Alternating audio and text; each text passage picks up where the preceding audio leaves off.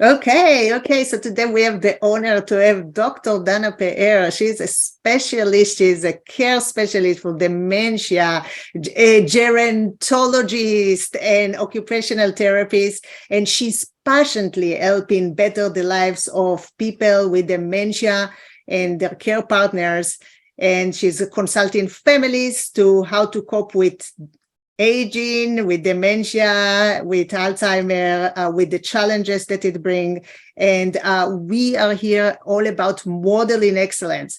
And because I know that Dr. Dana Peer has amazing information and techniques, we really are honored to have her here. And she's going to share these beautiful tips with us. So thank you, Dr. Dana Peer. Thank you for having me. It's a real pleasure. So because we are like NLP trainers and we care about modeling excellency, and I thought to interview you, Dr. Dana Peer, because there's so many things we can model from your knowledge and your experience. So thank you for coming and willing to share so we can model that too. I'm very flattered and pleased that you find that there's something to do to model. Exactly. Great. So probably, I think the number one thing that people are curious about is what's the difference between dementia and Alzheimer. So maybe we can start with that. Okay. So dementia is actually what's called an umbrella term, like a broad term for neurodegenerative diseases of the brain, obviously. And there are many different kinds of dementias. Some say more than 50. I know about 20 of them. Most of them have really long names that indicate which parts of the brain are being affected. But Alzheimer's is simply the most common dementia of all the dementias. So about 60% of all dementias, or all the incidents of dementia, are actually of the Alzheimer's type. Alzheimer's has been known for over 120 years, something like that. And it's like the only kind of dementia that we have an inkling of something that maybe is going wrong. And most of the research around the world and the therapies that are the people are trying to develop are for Alzheimer's disease. It's a type of dementia. So anyone who has Alzheimer's obviously has dementia, but not everyone who has dementia has Alzheimer's because there are other options. I got you. So you start yeah. The easiest way to think about it or to remember it, which is the point here, is to think of Alzheimer's as the personal name and dementia as the family name. And then it makes more sense. Yeah, that makes a lot of sense. So you were started saying that we cannot prevent it. You would say how to lower the risk or the symptoms or whatever it is. So explain us more. What do you mean by that? Okay, so we've stopped the professional community has stopped using the word prevention, because in order to prevent something, you need to know what the causes are. We don't know what causes dementia of any kind. We have all kinds of risk factors which we can associate with a higher chance of being ill with dementia, which obviously has to do with epidemiology and all sorts of medicine sciences like that. But there's nothing that we can say this causes dementia. Dementia is what's called an equal opportunity disease. Anybody can get it. Once we used to think that, people with higher education or people who use their brain a lot, then they would not develop dementia. But sadly, we know today that anyone can get it. The latest being Bruce Willis, whose family shared that he has frontotemporal dementia, which is a dementia that affects younger people. And he obviously used his brain a lot to memorize lines over the years for all the movies that he did. Okay? And Robin Williams also was an actor. He had another kind of dementia, also used his brain a lot. And Margaret Thatcher and Ronald Reagan and all kinds of people that were, they used their brain, their cognitive functions were very high, And still, sadly, they also had dementia. So we don't know what causes it. We do know there are risk factors. So knowing what the risk factors are, there are recommendations how to lower our risk. Mostly they have to do with adopting a healthy lifestyle, which is not surprising. Generally, we can say what's healthy for the heart is also healthy for the brain. And the number one thing that lowers your risk of getting dementia, regardless of your family history and whatnot, is aerobic exercise. Nobody should be surprised. Yes, exactly. Here's the thing. You're totally correct about, like, you can't, like when I'm thinking about my father who has Alzheimer, he was like doing everything that, like, he ate so healthy. He would walk daily, right? Like big walk, very intellectual, always studying and learning. And it's the last thing you would think that someone like him get it. But still, when you think about it, like maybe it still helped him to get it later in life. Exactly. Had he not had this lifestyle, it probably would have appeared at an earlier age. So anyone who does have a healthy lifestyle and does develop dementia at some point, the basic assumption is that had they not had that healthy lifestyle, it would have appeared earlier in their lives. And hey, if I can buy 10 years of no dementia, I think that's worth it. Yeah, of course. And is it natural to like lose some of memories, abilities, and things like that? And how does a person know that, okay, it's just naturally out of aging, and it's not like necessarily Alzheimer, or it's like a form of Alzheimer still, like, Okay. So there are normal cognitive changes that we expect to see that appear as we age, because like every other part of our body, the brain ages. It's not as good as it was when we were 20. Hey, it starts aging when we're 30. So obviously by the time we're 60, 70, it's going to be different. So there are things that we expect for them to happen. For example, it's harder to concentrate and to focus our attention. Normal part of aging. It takes more repetition to learn something new. And if you've heard the expression, you can't teach an old dog new tricks, it's not true. You can teach an old person tricks, new things all the time if they're interested. It will take a larger number of repetitions for them to learn that information. We do expect to see sort of a slowness in thinking, which means that it may take longer for them to formulate an answer to a question, no problem. And there will be higher incidence of tip of the tongue, like you have a word and it's on the tip of your tongue. So this happens to everybody at every age. It happens to my kids, it happens to everybody. They don't really care when you're young, but it happens more as we get older. So if it happens to me now, like say twice a week, and I'm 50, when I get to be 70 something, it'll happen every day. It's still not a big deal. Okay, so all these things are normal. There are more, but these are like the main ones. And if this happens, it's no big deal. Everybody relax. It's good.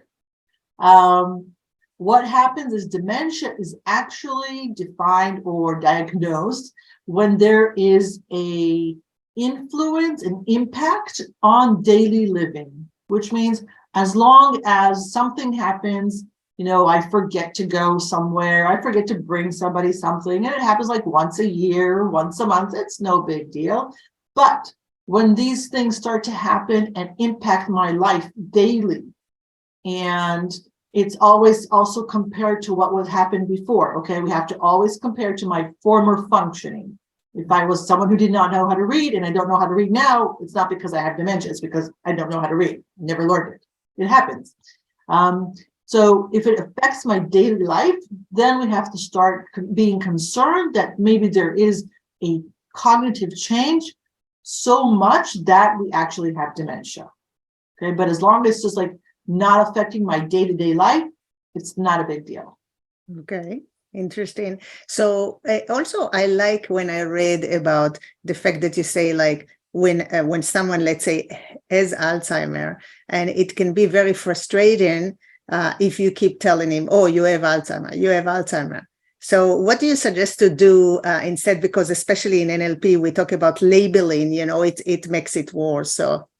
Right. So I will, everyone has a right to know what their diagnosis is. So, and people with dementia still have their basic human rights. So I always recommend to at least once to share the diagnosis with them. But you also have to choose the words, because for some people, they'll tell you their parents had it, okay? And like for them, just the word Alzheimer's is a trigger. So you don't say Alzheimer, you can say you have a memory problem, you have an issue.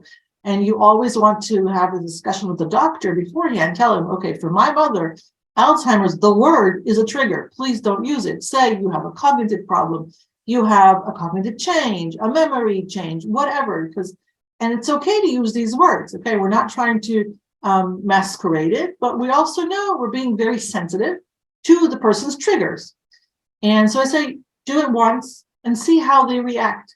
Some people will internalize this and they will remember it and it will be of a concern to them, and other people's will not.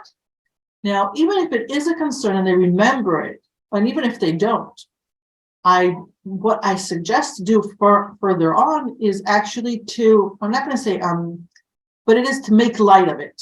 Say, okay, Mom, you have a problem. Sometimes I forget things. It's no big deal.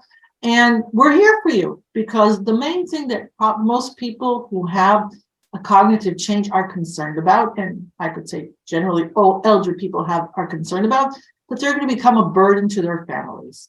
So what we want to do is reassure them that there's an emotional connection and we're going to support you in whatever way we can. We're going to get through this together, or whatever the right wording is for your specific family. But saying again and again, Mom, remember the doctor said you have Alzheimer's, which is why you forget, is not going to keep you emotionally connected in a positive way. And the most important thing in dementia is to keep positive emotions between you and the person with dementia, because the further the disease progresses, we, the care partners, are going to need more and more cooperation, because they are going to need more and more assistance in the daily tasks.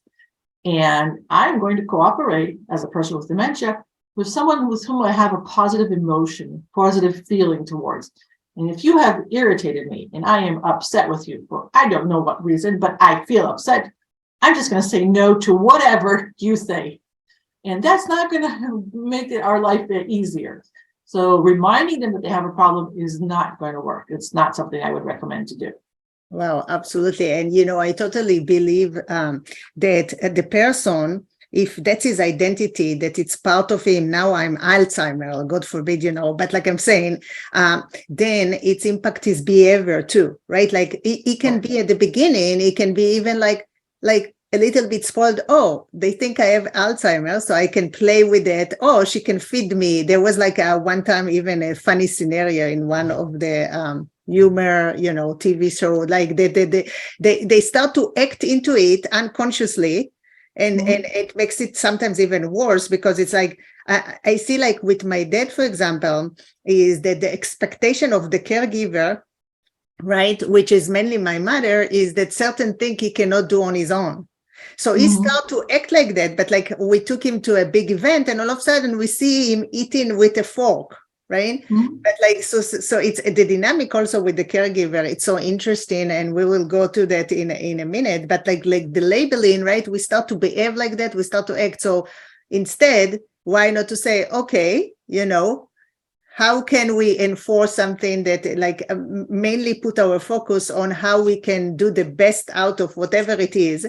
And I would even call it, instead of a problem, I would call it like a challenge. Okay, you have a new challenge. Okay, right. So like when I visit my father, I always play with him game. I reinforce the thing that is really still strong at, right? He loves music, so I would bring music, and I would be silly, humor and things like that. Humor is very important. Yes.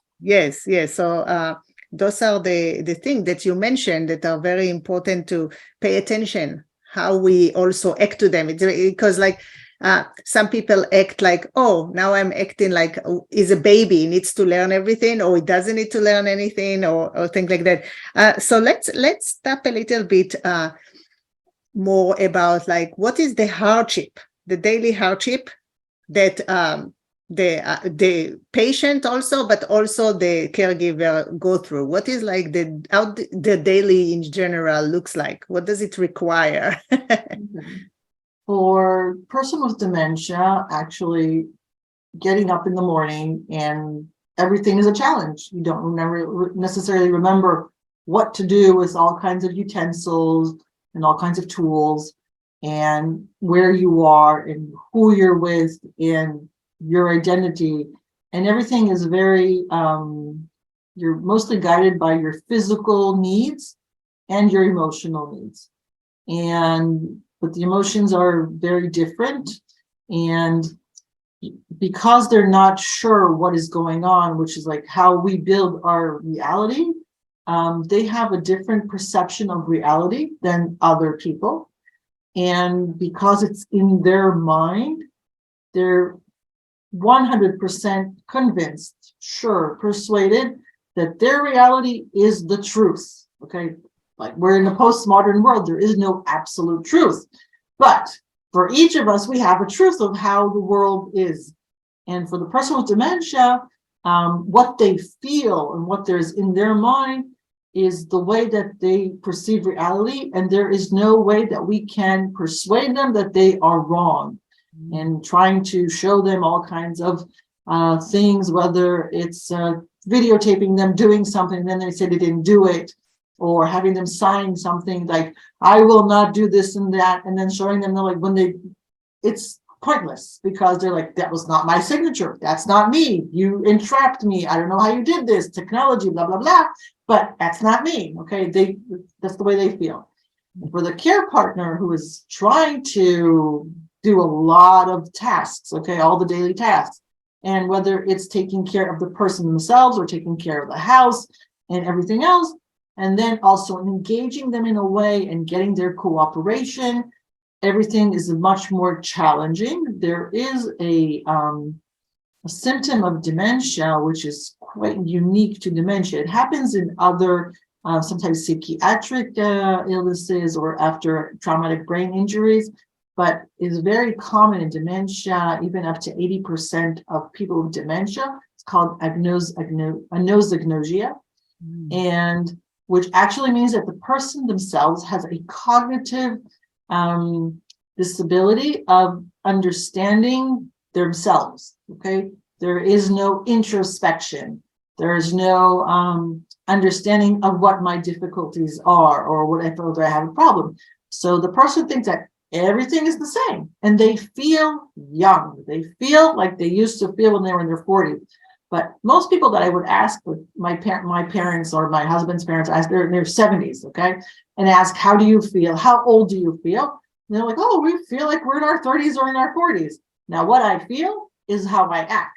The person with dementia feels like they're in their 40s, and they're convinced that the whole world is like that. And they're not aware that they have a problem out there, or they had something that they did or that they didn't do. And they're like, I'm in my 40s, and that's the way the world is built. So convincing them to do things can be challenging for the care partners, and just streamlining the day, every little task can be very, very challenging. There's a lot of negativism, so it's very tiring, exhausting for the care partner. Also for the person with dementia, who also often suffers also from anxiety and some depression, but not necessarily, mostly anxiety. Yes. Yeah, I can tell, like, whatever you say, it's so true. Like, there is a gap, right, between how the person perceives himself, the patient. Like my father, for example, like if you show him like in a video or something, he say, who's that? And I would say, that's you. He said, no way, that's not me, right? Like, or they would talk to me on a Zoom with my relative, for example, and let's say he's looking and he's like, he says, but who is that? And you know, my niece, she said, that's you. And he said, no. So then he moves his, like, it's still playful, it's silly and cute. He has the ability to move his ears on its own. So he moves the ears and he said, oh, it is me, you know. It's so cute, you know. So yeah. Because his self-perception is different from what it is. Also, I would like to point out that this is also why people forget. They don't really forget, but they don't recognize their family members. Because if I feel like I am in my 30s or in my 40s, how old do I expect my children to be? Not these adults. These adults cannot be my children if I am a young adult. Okay, so it's not that I forget that I have a family, but it doesn't work out with my perception, and then I have a difficult time recognizing them. It also happens between spouses, like the man or the woman with the dementia will say, who is this person? They probably call him their father or their mother, because if I am living with an old man or an old woman and I'm really young in my feeling, then obviously it's got to be my mom or my dad. Can't be my spouse. No way. I'm just really this hot young person. That's and you know, I think like in our attitude, like as a family, we think like that it's amusing, like we think it's adorable. I'll tell you, like, and my father loves it. I can tell he loves it. But like for my mom, who is the care of the main caregiver, it's very exhausting, right? She's the you know, so we come and visit and stuff, and when I'm, you know, go, I try to be like a whole month only with him and like do with that. But there is a gap between how he perceives himself and how the other person or the main caregiver knows the truth, right? And sometimes also when you look at the caregiver, it's easy to judge and say, oh my gosh, criticize or something. But come on, make a shift for like you know, a day or two and see how you react then, right? So yeah, so I would love to get like some tips maybe for the caregiver. So we talked about, as you said, is like we don't need to continually consistently say, oh, you have Alzheimer, you have, oh, you right. And another thing is that you mentioned is like, I think, understand that's how they perceive, and not try to convince them that they are wrong or that's not right. Yeah, like what other tips you would say to help the caregiver breathe and you know, and one of the things, like I said, one of the major aims, the goals of the care partner is to do the activities of daily living, the caregiving tasks. You have to get through them. And on one hand, I need him to do what I'm telling him to do, but he's going to say no all the time. And how can I persuade him? And well, one thing would be talk less. We tend to talk a lot, okay? Because our brain likes to hear stories. All throughout our whole life, we use stories in order to convince someone to do something else. And the brain, but as part of dementia, the understanding of language, as long as the ability to create language, to use sentences and to understand them, it decreases over time. So one thing I would say is to talk less, explain less, use more body language, use your tone of voice, your facial expression, gestures, hand gestures, to try to explain or to direct what you're trying to accomplish, your task that you're trying to accomplish, and talk less about why you should do this, or if then. These things don't really work. So use non-verbal language more than our verbal language. And also, because the person with dementia is feeling that someone is constantly bossing them around, okay?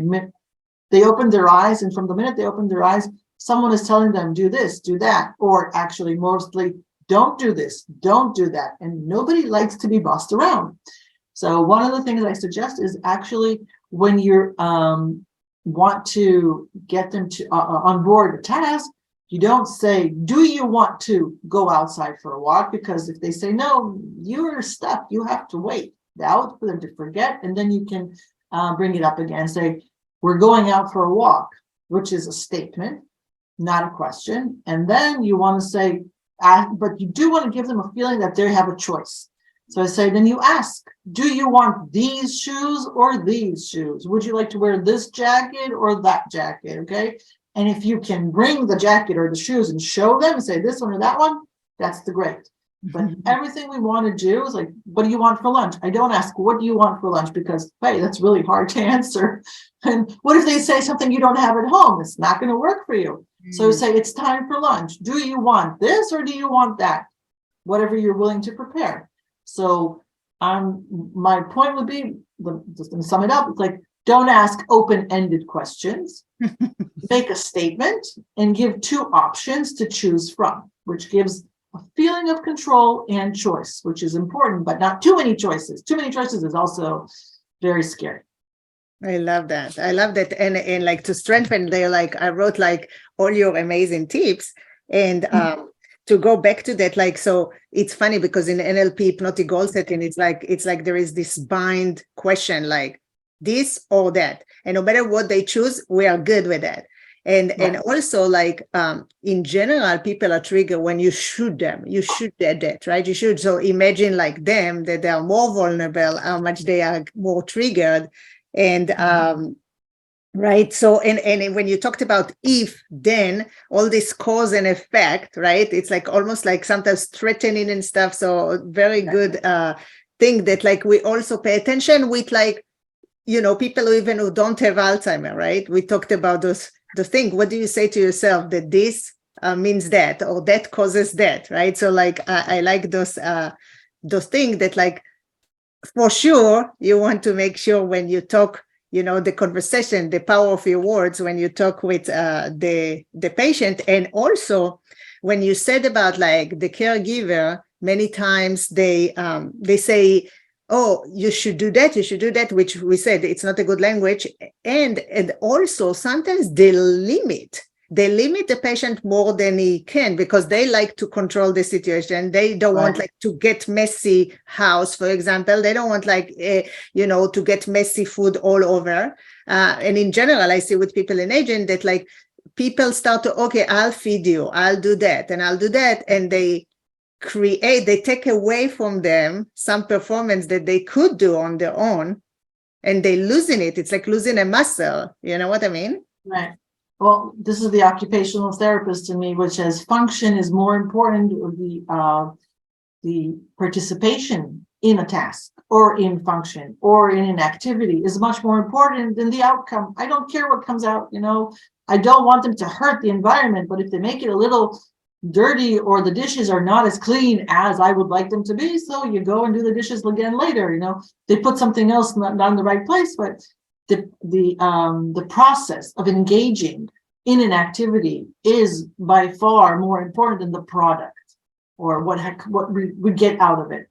And really, a lot of times people say, you know what, it's easier for me to do it myself rather than have you do it.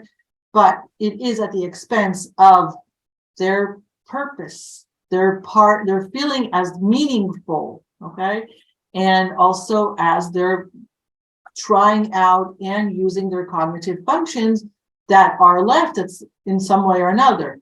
But I think that the idea that being meaningful is more important than, you know, using their cognitive function, because really, I say, you know, people, I have one of the things that really we do is say, like, you know what, just sit there and I will do it. But I say, hey, give them a dust cloth, have them dust the house. People who are wanderers in dementia, give them a broom, let them start, you know, sweeping the floor. It's not going to be that clean, but who cares? And then you can say, thank you for sweeping the floor every single day. But that's the idea, because what we usually do is take away, first of all the activities which are not self-care, because we say, well, he doesn't do it so well. Well, I don't care if he does it so well. If he feels that he's doing something, we'll say thank you. And we mistakenly do it also with our kids, right? As parents and in general, oh, it's easier for me just to do it myself, you know, right? Like, and that's like not empowering. That's definitely disempowering for sure. Also, like in general, like with Alzheimer, what I notice in, like, that's what my mom, and in aging in general, if you had a certain characteristic that like maybe your spouse or, you know, caregiver doesn't like, the more you are in that, you know, Alzheimer or aging, it become more extreme. It strengthens this way. Like if you are, in many cases, not always. Like my father, like there's certain things, like he used to be much more critical about certain things, and now certain things he ignores, like he doesn't like see them as much. But other thing, is like very vulnerable to, like, so it's interesting also, the process that they naturally think become worse in also their like tendency or character that also can trigger the people around them. And that's what I found. And another thing that you mentioned, you talked about like they need to feel purposeful and meaningful, and that's brought me back to when we talked about like identity, right? Like Alzheimer is me, right? Like I have Alzheimer. The same is with purpose and meaningful. If you lose your purpose and meaningful feeling, that's naturally, it's going to impact your behavior, it's going to impact your mood, right? Like you feel like useless, helpless kind of thing, and that makes worse. So like it's impact from the top down, but also then back down to top, right? And then yes, that's yes. I think one of the things we do, and we really don't take the time or don't give it enough thought, is that we take away meaning from life. And people are they get stressed, they get anxious, and we're like, just sit there.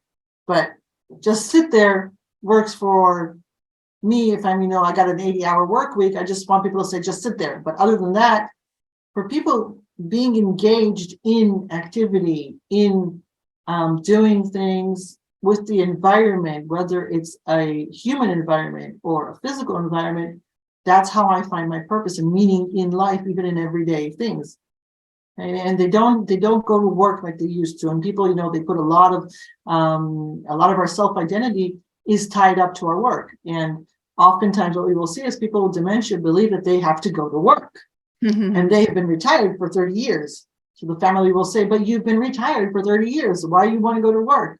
But it's part of their self-identity. So I say, okay, let's try to think of things that they used to do in their job. And can we bring them, sort of simulate a working idea or feeling, so that that gives them purpose. Okay, it feels familiar, and that will give them meaning. Absolutely. And like when you talked about the environment, right? That's like the environment impact the patient impact the environment, and it's like a loop, this loop. But like if we look at it in the NLP, like the 7 level of consciousness, we have at the bottom the environment, then we have the behavior, right? We have also skills and capabilities. We have the beliefs and value, and we have the purpose and the meaningful. So it's all interlinked, and that's, I think, the complexity of this thing. And but I would say is I will look at that like our attitude in general. What I do with my father, I play with him a lot of games, a lot of also modeling. Like I would show him how I do something from blocks like puzzle, and he would like do it to like entertain him. They love the feeling of and the social connection, and I really see, and I would say that sometimes it's better, like the way I look at that is that there is a lot of like people, like they come for a specific task, like one come to play with him, for example, and then it gives my mom a little break to do something else, for example. Think like that it's a win-win for everyone, and it's not like exhausting or burned out the caregiver. That's right. What I noticed. Well, for some people, it's a challenge to find an activity that they like, because for many elders these days, they'll say, well, I haven't been playing for over 20 years. I haven't played for 30 years. Why would I want to start playing now? And then, and unlike your father, who is willing to cooperate and enjoys it, for them, we would have to think of other activities which are not games and playing, but rather feel adult. There are lots of things that we can do. Some of them seem quite bizarre, I know, but they work, and they give people a feeling that they're doing something which is interesting to them, it's calming to them. But sometimes we have to think out beyond games or crafts and things like that to things that are, like I said, they're kind of bizarre, but they work. Okay, they work. They feel the person doing them feels content, which is what I'm going for. Wow. That's a strong point, because every individual is a different way. Like some people would say, oh, don't act like I'm a baby, right? I want to. Right. Some people would love that. I noticed that my father likes to go outside and look at little kids and, cats and I think like that. He loves that. It gives him this really joy. Okay. So on days when you can't go outside, which happens quite often, whether it's summer too hot or winter too cold and rainy, I say, well, YouTube has lots and lots of cat videos and baby videos, and just put them on. They're hilarious. I can watch them for a long time, and people, they can also watch them for a long time, and that's great because it's a resource. We should use it. And some people are like, well, I never thought of that. Everybody knows you put on music and like Animal Kingdom, National Geographic, things like that. I say, okay. But you can also use YouTube with baby videos, and they are really, really amusing. Also cat videos or dog videos or whatnot, according to what the person likes.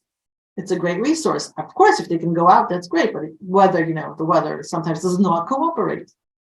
Absolutely. My father loves like watching like those series with kids, right? Like kids dynamic between people, and it's like a little say it goes like, oh, there is this cat to talking, and he's like, oh, look, it's silly. Yeah. So he loves that, right? Which brings us back to like when you talked about like sometimes the caregiver is trying to just work from his intuition. And I remember you said that sometimes this intuition not necessarily are correct. So maybe you can tap into that a little bit. Well, I think that working with the person with dementia is often counterintuitive to what we think we do. Because if you think about it, intuition is basically knowledge that we have sort of internalized subconsciously throughout our life, whether by watching other people, whether watching our parents. Like you say, your mother's intuition is based on the fact that I had some sort of connection with my own mother, and I saw other mothers and how they were functioning with their children and whatnot. But very relatively few of us have meaningful long-term relationships with people that had dementia or that gave care to others with dementia. Even if our grandparents had dementia, we were usually, as children, not a part of what was going on with our parents taking care of their parents, right? So often, I don't think that we really do have an intuition with dementia. And usually our intuition is to continue what we've done our whole lives, whether it's with my parents and, I talk to them, I explain to them, I do if then, I bring all kinds of rationalizations, and all these things are not going to work with dementia. So it's actually something that we need to learn, okay? One of my main recommendations for when you get a dementia diagnosis for someone that you're caring for, you're interacting with, I say, go and learn about it, okay? Go online, find a resource that you can trust, and there are many of them, mostly from the Alzheimer's Association, and there are quite a few of them all over the world. And learn about what it means to have dementia, how it manifests, what are the symptoms, and how to react and how to cope and deal with it, because it's not something that you should know just because you've seen it elsewhere, in other places. It just doesn't usually happen. And learning about it is the first step to learning how to cope. Okay, and it's a long journey, long and hard. It's so interesting what you said, and like in general, our automatic system, right? It's mainly come from our subconscious mind, not necessarily even support ourselves. So how much more it might not support someone else, right? So we are like carried, or each person might carry their baggages and what he learned, as you say, like from generation to generation, that's how we should act. And not to talk about like sometimes the burnout and the trigger of anger and, I deserve better life or whatever it is that they say to themselves. So like sometimes we do need to shift certain thing on the subconscious level, because when I'm thinking also, or it takes a lot of practice until you become, because I notice like with caregiver also, they do the wrong response and then they have guilt feeling. The guilt feeling, you would think they would, because they have the guilt feeling, they won't repeat it. but then they are triggered again, and they would Right. repeat, and then they would raise their voice again, right? And then they will feel guilty. So that's why that's another thing that's why I came with the from the complementary part of like the NLP that bring into like, okay, let's help you shift on the subconscious level, so next time when it's happened, you don't repeat over and over the same pattern. What is that you don't like the way you do it, and now you are triggered? Okay, what do you want to do instead? Okay, next time when he's like you feel upset because he didn't do what you want, how do you want to behave instead, right? And there is like fast, all kinds of fast, amazing techniques with NLP, but like also awareness for sure, right? Like that you can write to yourself, okay, next time when that happens, instead of me screaming, I'm counting to 10 and then I do that. So so it's very interesting that like the intuition, it's not like always works. And another thing that can be a good example of something that, like, for example, in general, when we see someone cries, what happened is like we don't want to allow them crying, like we think they're suffering. So like I noticed with my father, when we put the music, like he's like the Jewish music for him, like the traditional Jewish music or certain music that like really create this emotion, so he's crying. And then when we ask, I think the doctor, it was like my parents asked, or something, like my mom or something, he actually said that's good, that because they let their emotion released, right? So but like for some people it can be, oh no, he's suffering, right? So like talking about intuition, it's always ask and consult, and they can always consult with you too, by all means. We'll make sure that they have your information. And also you wrote a book, right? Tell us about your book. Is it in English too, or in Hebrew? I got very excited and I had a lot to say. So I wrote a book. It's this one in here, there in the back, right? It's in Hebrew. And it's called the Dementia. It's called Dementia, the Alzheimer, the Guide for the Caregiver or something. I think I have dementia twice in the title, like, which I figured out after it came out, but it's very clear it's about dementia. And it's like about the first book in about over 20 years, which was written in Hebrew. So I realized there was a gap there of knowledge. And it's meant for people who are caregivers themselves, like lay people, and also for professionals. It has a lot of sub-chapters, really short ones, because I laid it out like behavioral changes. And so I have the name of the behavior, a little bit about why it happens, and what you can do, suggestions how to cope with it. And so I tell people, don't read the whole thing from beginning to end. Like, I think it's fascinating and I can read it really fast, but for other people, I say, read what you're interested in. If there's a symptom, there's a behavior, something happened, read this chapter. You don't have to read the whole thing.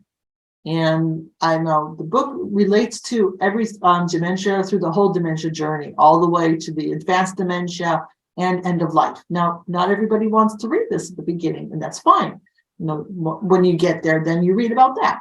But the idea is to make the information accessible to care partners, and also to help to educate professionals, which turns out lots of professionals in old age, in gerontology, whether they're social workers, occupational therapists, physical therapists, nurses, they don't know a lot. And they need the techniques and the tools how to help other people. So that's the idea for professionals as well.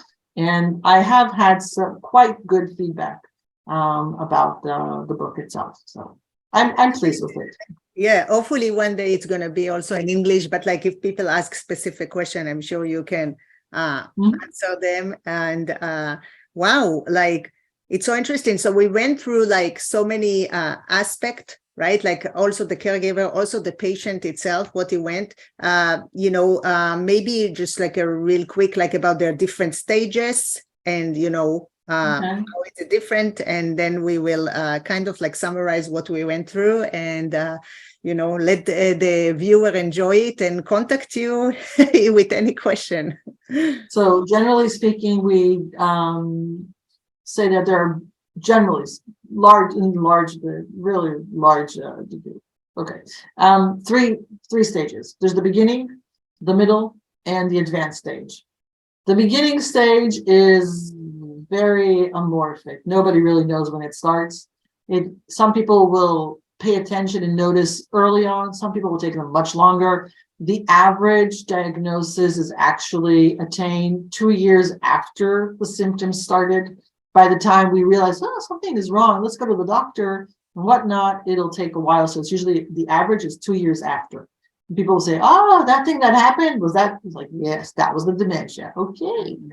And it will usually, when we're talking about Alzheimer's, we're talking about 8 to 12 years for the Alzheimer's illness itself, with no other illnesses in the background. Okay, if there are other illnesses in the background, then it can vary according to that.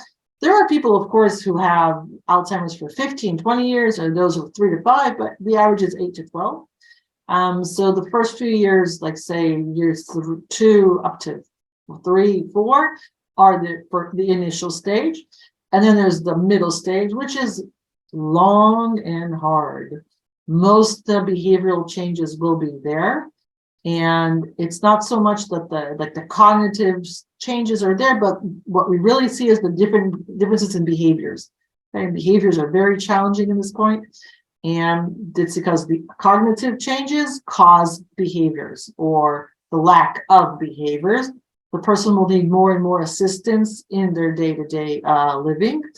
And then the advanced stage is actually this is the stage where I can say, if this happens, then we're probably at the advanced stage, which is 2 different points. One is that the person stops walking.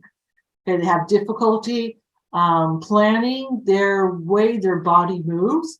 It doesn't have to do with any orthopedic other illnesses or issues. It's just the brain does not know how to plan the movement, getting up, sitting down, and walking. And that's like something that happens. And also another change in movement is a change in swallowing, in chewing and swallowing. These 2 points are actually indications that we've moved on to the advanced stage.